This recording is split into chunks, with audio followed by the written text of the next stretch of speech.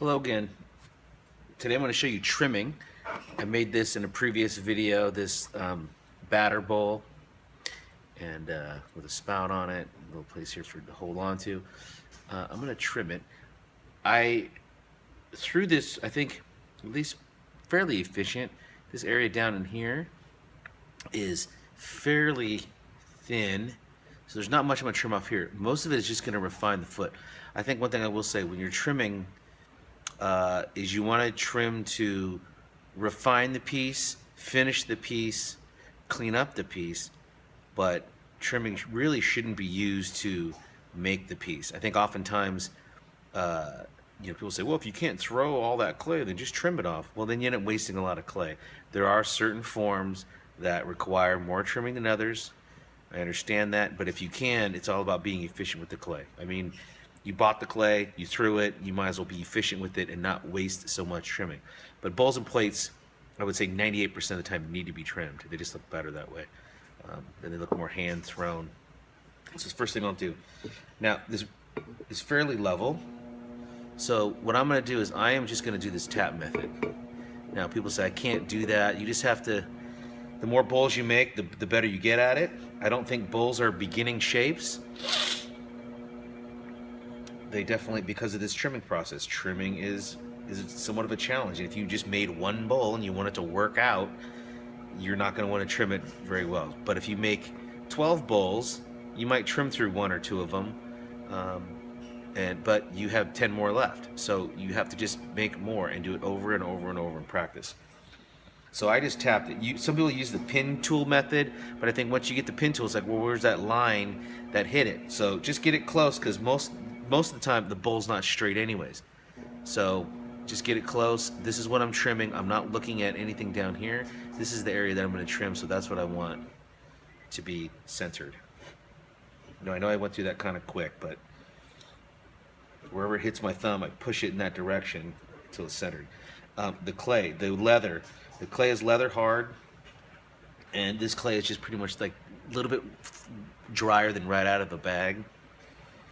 And what I do is I have my hand on the pot and I don't take it off. I did take it off to grab that other piece, but until you get all three attached to the wheel head, and then you could push it into the pot and then check it, and it should be on. Whatever trimming tool you use, I use this one. It's a pear-shaped tool. There's a one that comes in the kit. That one, it's a little bit easier to hang on to. So, but later you could decide whatever you want to do. Now, I don't have a Giffen grip. I don't use them that often. Some people are going to comment, well, you just use a Giffen grip. Well, I don't have one. And in a school, they're $185. Maybe they're more. We're not going to buy them. So even though this looks a little crazy, the first thing I'm going to do is level the bottom. Make a little dot right here. Now I know this part is the most level thing on here. This, I'll trim away just a layer. I'll go down a certain depth right there, and then I'll move. Now this is very systematic, and some people may say it's a waste, and some people just say, why don't you just trim straight through? Well, if you're first starting out, you can't do that.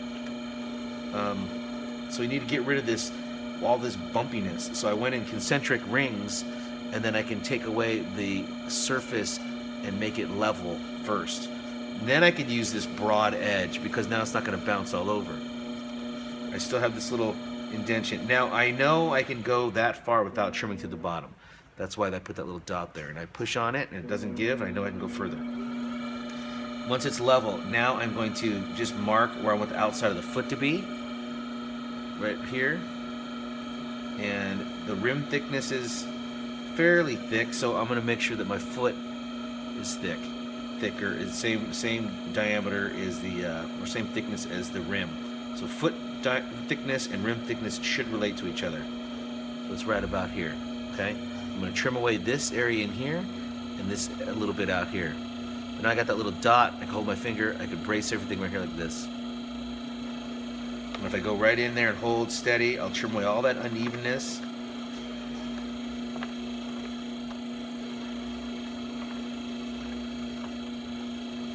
Wheel speed, you don't want to go super fast, but you don't want to go too slow where you're not taking advantage of centrifugal force. And somebody you can just power through the unevenness. So that got really even. All I'm worried about is trimming this area down here. Foot height. Gotta have it high enough so you can grab onto. So when you glaze it, when you hang on to it. Now, to find most of that, now I'll trim away this interior part of the foot, and I might go all the way to that dent I made in the beginning without going to the bottom. Now, going through the bottom, people use tricks. They use a pin in there. Then you have a little tapping. I guess that's okay. I don't ever do that. I've tried it. The other is you have a hole there and you have to seal it back up. And the other is once you trim more or you make more and you trim more, you don't have to worry about it. You just kind of intuitively know where that's at. There is no foolproof way. You just have to keep doing it. I don't care what anyone says. People say, oh, do this, do... You can't protect somebody from not trimming to the bottom. You have to do that. You have to push it to the limit. You will never know where the limit is if you don't ever push it there. So make more. Practice more. It's okay to be in a little bit of mild production. I mean, you have to make 6 bowls, 8 bowls, whatever to get decent, and then keep going and make more and more and more. If you've ever had any kind of production work or commissions for anybody, you have to make more than what they ordered because you're going to lose a couple. That's just the way it is. So you have to always account for that. Okay? So in here, I'm going to push a little bit. If it gives, then I know I can stop. It gives a tiny bit. So I'm going to stop there. I know I can take a little bit more out here on the edge. I just round off the corners a little bit, smooth with my fingers. Now, I don't ever go back and trim the foot, because once you trim away everything else and you try and trim the foot to make it level, if you make a mistake, your foot's gone. And then you won't have a foot anymore. And then now the middle is higher than the foot. That's why, so to recap, I got it close to being centered, tacked it down, I held on here so I don't shove the clay off, the pot off to one side, make a little divot in the middle here where I can hold my finger, level the bottom, concentric rings, mark where I want my foot, take away what I don't want on the outside, take away what I don't want on the inside, and that's the foot. If anything, what I'll do is I'll get a rib or something to smooth. I don't ever put water back on here. With porcelain, some people do that a lot. You can't because it's not very porous. But I really try to stay away from adding water or putting a sponge back over this and make it rougher. If anything, I'll just burnish it with the flexible metal rib or a rubber rib. As soon as I add water to it again, I'm going to wear away the fine particles. Okay? The last thing I'll say is some faults that happen is when the rim cracks. It's usually when you're trying to trim a bowl where the rim has dried out too much. And when you try and add water to it, you're going to wreck your bowl. You're going to break down the clay. You put wet clay to attach it down to the bowl. The moisture from the clay tacking it down goes into the dry rim on the bowl, and that starts to weaken it and will crack it. So you want the whole thing to be leather hard, even thickness, even moisture content as best you can, and then that's the good basis for trimming. And I would just say, just go for it. You're going to make mistakes. That's okay. That's all part of it. I can't say anything to protect you from all the things that are going to happen. You're just going to have to go down that road. Okay? Trimming. Thank you.